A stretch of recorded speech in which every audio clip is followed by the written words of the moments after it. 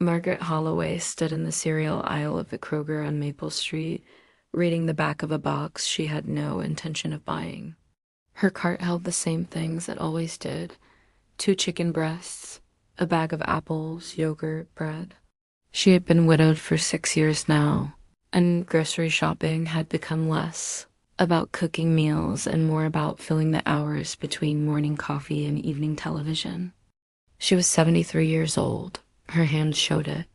Liver spots dotted her knuckles, and her wedding ring from her marriage to Donald had worn a permanent groove into her finger, even though she had stopped wearing it 2 years ago. Her daughter Linda kept telling her to move to Arizona to live closer to the grandchildren, but Margaret couldn't imagine leaving Ashland, Ohio. This was where she had grown up. This was where everything that mattered had happened. She put the cereal box back and turned her cart toward the checkout. That's when she saw him. He was standing near the pharmacy counter, holding a prescription bag. His hair was white, thinning at the crown, and he wore khaki pants with a blue windbreaker.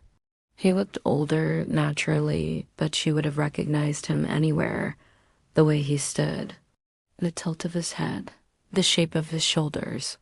Thomas Brennan, her breath caught in her throat. She hadn't spoken to him in 51 years. They had been 17 the last time they were together. It was June of 1973, the night before he left for basic training. They had sat in his father's Buick down by the lake, windows rolled down, radio playing softly. She remembered the smell of cut grass and gasoline. She remembered how he held her hand and promised he would write every week. He did write, for a while. Then the letters slowed. Then they stopped. She heard he had been stationed in Germany. She heard he met someone there.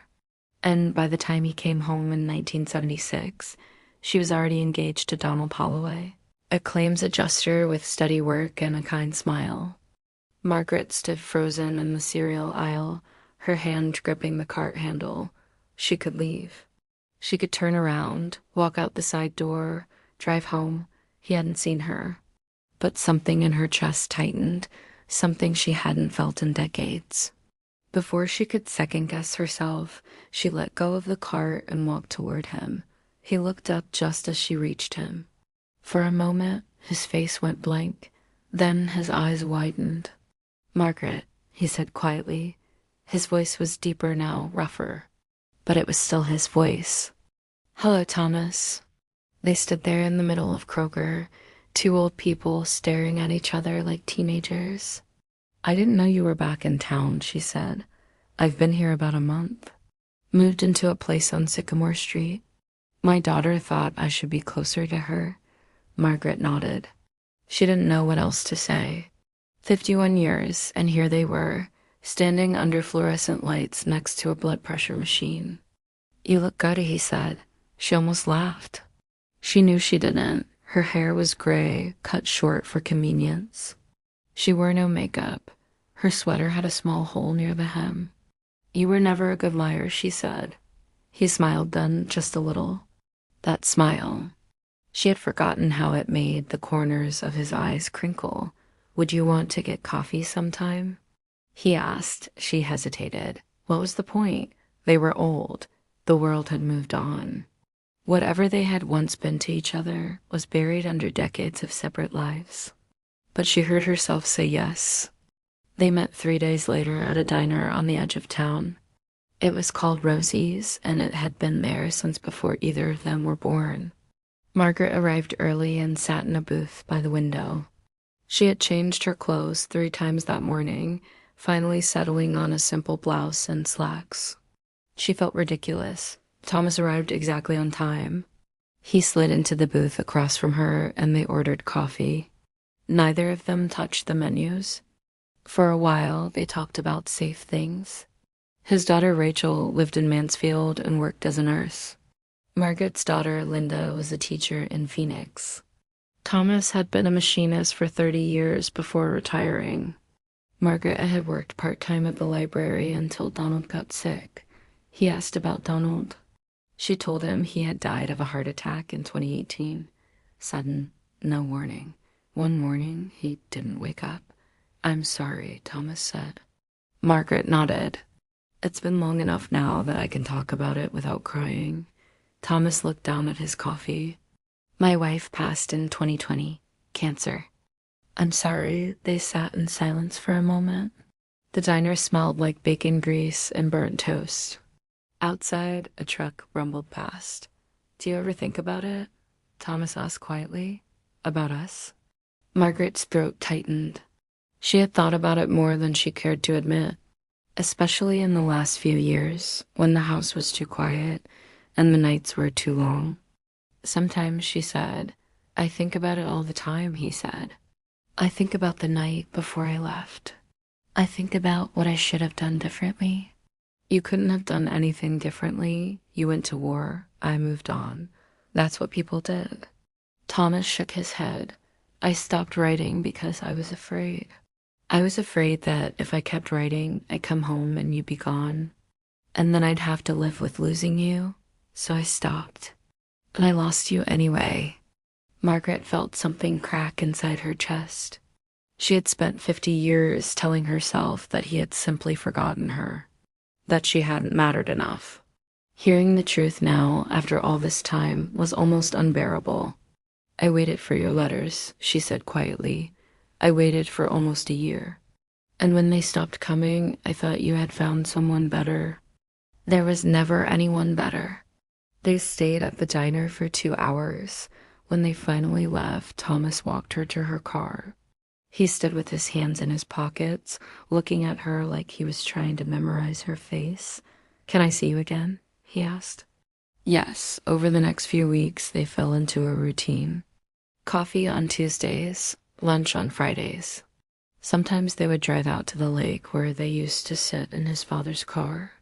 The old dock was still there, weathered and half-rotted, but they would stand at the edge and watch the water. Margaret found herself thinking about him at odd times, while folding laundry, while watching the news, while lying in bed at night. It felt strange to feel this way at 73. She had assumed that part of her life was over. One afternoon in late September, Thomas picked her up and drove her to a small park on the outskirts of town.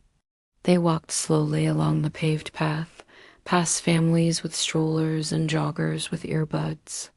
The leaves were just starting to turn. I need to tell you something, Thomas said. Margaret's stomach dropped. She had learned over the years that nothing good ever followed those words. I'm not well, he said. I've got a heart condition. The doctors say I've got maybe a year, maybe less. Margaret stopped walking. She stared at him, unable to speak. I didn't want to tell you right away, he continued. I didn't want you to feel obligated to spend time with me out of pity. But I can't keep it from you anymore. She felt tears rising, hot and unexpected. This isn't fair, she said. I know. We just found each other again. I know. She wiped her eyes with the back of her hand. She felt angry. At the universe, at time. At everything that had kept them apart for 50 years, only to give them this. What do you want to do? She asked. Thomas looked at her. I want to spend whatever time I have left with you, if you'll let me. Margaret didn't hesitate. Yes. They spent the fall together. Thomas took her to an orchard where they picked apples.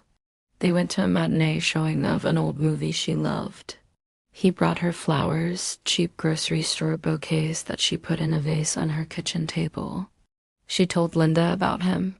Her daughter was cautious at first, worried that Margaret was setting herself up for heartbreak. But when she visited for Thanksgiving and met Thomas, she softened. He makes you happy, Linda said. I can see it. Margaret realized it was true.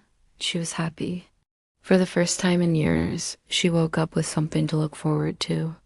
But by December, Thomas was getting weaker. He moved slower.